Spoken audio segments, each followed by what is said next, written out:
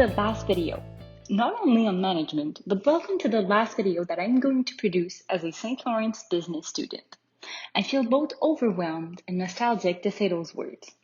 I have made over 40 YouTube videos, 3 web pages, and allocated thousands of hours on these projects. In this class, we focused our attention on many important aspects of management to better understand the basics of leading teams in a positive manner. For today's video, we focus on 3 specific chapters. Chapter 14 talks about communication within the company. Chapter 15 relates to controls, while Chapter 16 is related to managing data and information in a global world. These chapters have a way of concluding perfectly on the subject of management. We have seen the basics of communication, teams, and results, and we now really understand how these subjects relate to one another. It is truly interesting to understand how all the subjects are related and how they are all intertwined. Such as in the later project, my goal is to make the information and theory given here more accessible to all.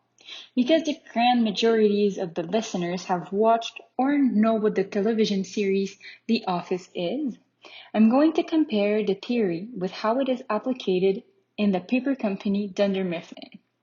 For those who do not know the company, it is a paper supplier company in which the various characters of the television series work in. So without further ado, let's get to the interesting part.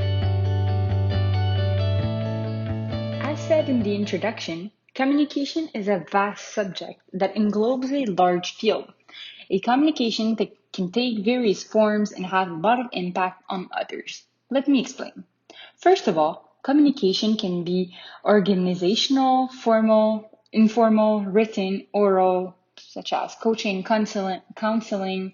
It can be a monologue, a dialogue, and way more. There are a lot of categories to separate many forms of communication, but the main ones are to depict the form. Depending on the form, a communication is either formal or informal, which relates to the level of professionalism and is either written or oral. Sometimes there can be a mix of the two. When rules or standards of communication are not set, for example in a company, this can lead to misunderstandings or conflict. We saw the process of a message being sent. So if a certain standard is not clear about the message to be sent, about the meaning of the message, this can lead to mistakes and misunderstanding of perceptions, resulting in divergence. Then, when talking about communication, it is extremely important to know the impact of nonverbal messages. The kinesics and paralanguage amount for as much as 93% of the dialogue's content and understanding. With all of this information, how can a manager communicate effectively?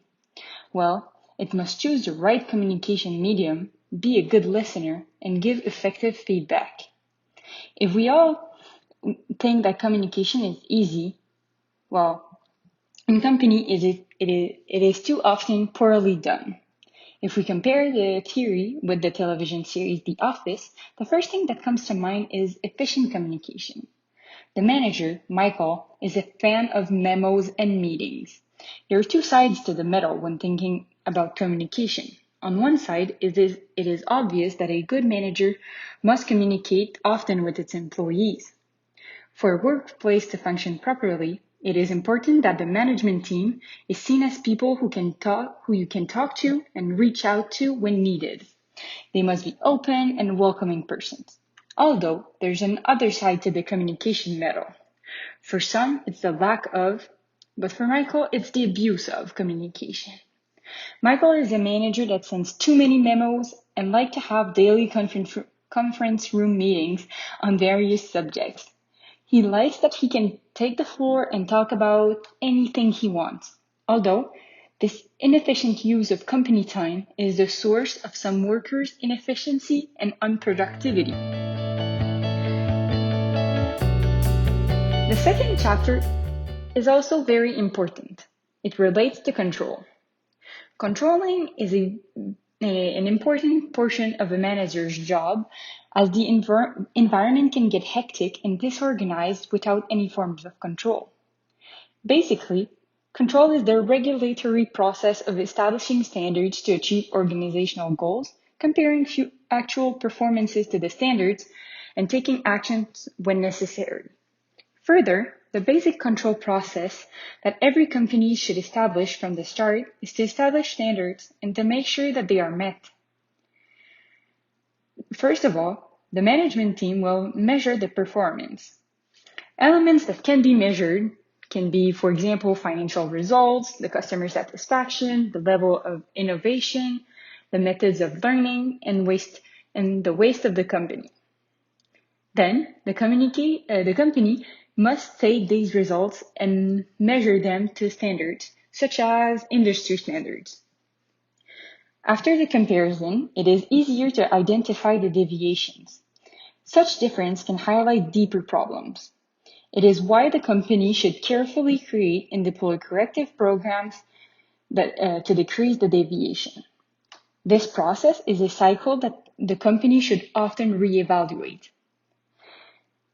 They should always want to get better and set new standards. In order to better control, various methods can be used by managers. Bureaucratic control is the use of hierarchical authority to influence employee behavior. Objective control is the use of measures of workers' behaviors and output. While normative control is the regulation of behaviors and decisions to widely share organizational values and beliefs.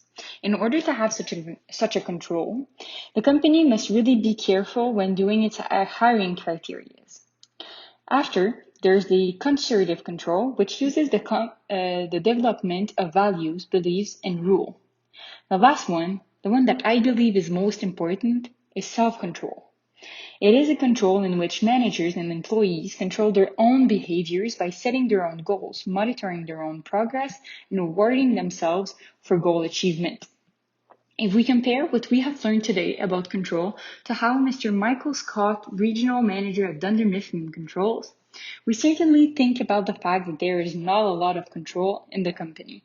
Yes, there are informal reviews and financial goals to attain for the salesperson, but the branch highly focuses on self-control.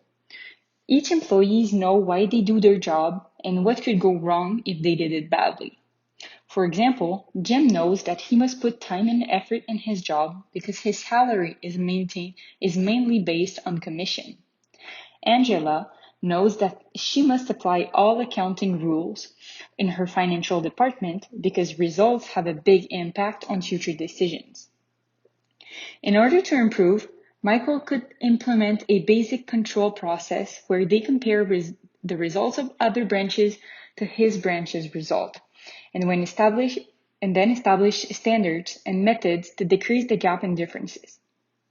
Lastly, a quality control department could also be implemented to decrease the risk of having quality scandals, such as when a sexual image was printed on a batch of middle school graduation ceremony invitations. The last chapter, which relates to managing information in a global world, is, I believe, the most complete chapter, as it relates and mentions all of the subjects of the other chapters. I think that chapter 16 is truly a good way of finishing the last video of this semester. As well, the last video of my CEGEP. To correctly start this chapter, let's define information. Information is useful data that can influence people's choice and behavior. But there's a difference between raw data and information, as information will have an impact. Raw data can therefore become useful and impactful information when combined and analyzed. Some companies still believe that managing information is too costly to do it themselves, and this is why there are emerging companies whom their purpose is to store and analyze data so companies won't have to do it themselves. Yes, at first, the company will see an increase in cost when using complete IT systems. but they will later see higher profits, more sales, and a differentiation from other companies who don't have IT systems. They will often see a sustainable advantage that will occur when IT adds value, is different across firms, and is difficult to create or acquire. Then, in order for raw data to become information, it must of course be reliable, valid, pertinent, and timely. When we think about cost, we cannot forget that there are various and different costs of obtaining and using IT. You must first acquire the information, either by barcodes, radio frequency scanners, surveys, websites, macros, or else, and then process the information to find patterns and relationships. The third cost is storing. Storing information must also include protecting it, as it could be falsified when not protected correctly. The reliability could be impaired. This is why the correct usage of VPNs and wireless network is important. After, the company must both retrieve and communicate this information. You may now ask, but Beatrice, how other than verbally can a company communicate information? Well, executive information systems, intranet, and corporate portals facilitate internal sharing and access to company information and transactions. We now understand that IT, when well done, decreases cost by allowing the company to be more efficient. Now, let's evaluate how Dunder Mifflin, the company portrayed in The Office, could beneficiate from an IT system. It is also important to understand that The Office aired over 10 years ago. There has been an incredible evolution of the computer system and info world since then. But if Dunder Mifflin aired today, I strongly believe that they could offer their clients a reliable website to enter sales.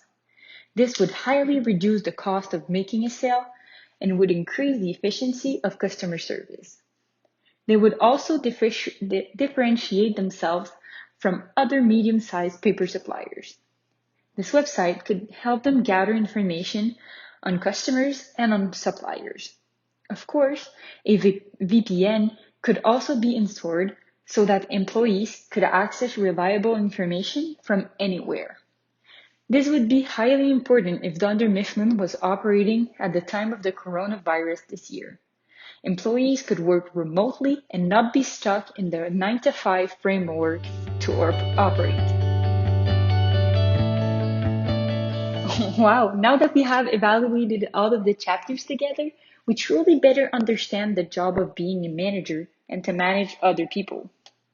Of course, not only managers can learn from this course, but all people relying on others to operate properly and to work. I really think that the class is useful to understand how a company works, and I'm sure that this will help me when I will work as an accounting technician this summer.